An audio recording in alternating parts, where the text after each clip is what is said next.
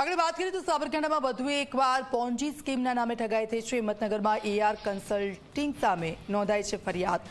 Ponzi સ્કીમમાં એક શખ્સના ફસાયા 4.46 લાખ રૂપિયા મૂડી પર 3 થી 10% વ્યાજ આપવાની લાલચ આપી હતી।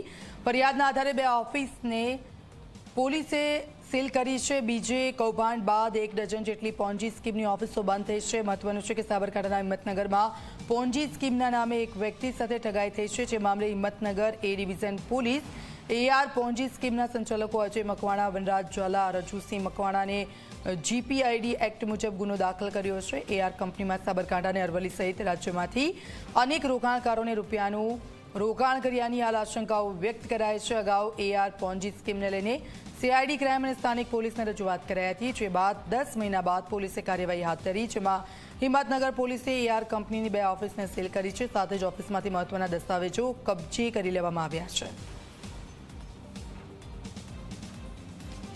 સાબરકાંઠા જિલ્લો પોન્જી સ્કીમોનો હબ બની ગયો છે। ત્યારે હિંમતનગરનું જે પ્રથમ સ્ક્વેર છે, પ્રથમ સ્ક્વેરની એક બિલ્ડિંગ ઉપર એઆર કન્સલ્ટન્સી છે, જ્યાં ગાડી સંચાલકો દ્વારા 3 થી 10% જેટલું મૂડી પર વ્યાજ આપવામાં આવતું હતું અને લોભામણી લાલચો આપવામાં આવતી હતી।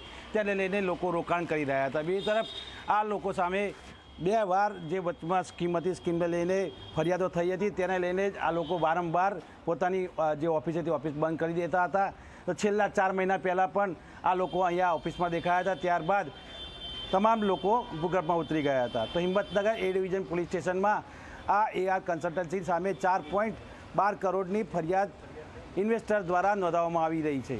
જે નોંધાઈ છે ફરિયાદ, તેમાં આરોપી 3 છે। એ ત્રણેય આરોપીઓ આ એઆર કન્સલ્ટન્સી ચલાવતા હતા અને લોભામણી લાલચો આપી અને પૈસાનું રોકાણ મેળવતા હતા અને તેની પર 3 થી 10% જેટલું વ્યાજ આપતા હતા। જેને લઈને હવે પોલીસ સ્ટેશનમાં ફરિયાદ નોંધાતા આ ત્રણેય સંચાલકો હાલ ભૂગર્ભમાં છે ને તેમની ઓફિસને તાળા લાગી ગયા છે। બીજી તરફ પોલીસ સ્ટેશનમાં ફરિયાદ નોંધાયા બાદ પોલીસે પણ આગળની કાર્યવાહી હાથ ધરી છે। શૈલેષ ચૌહાણ, જી 24 કલાક, હિંમતનગર, સાબરકાંઠા।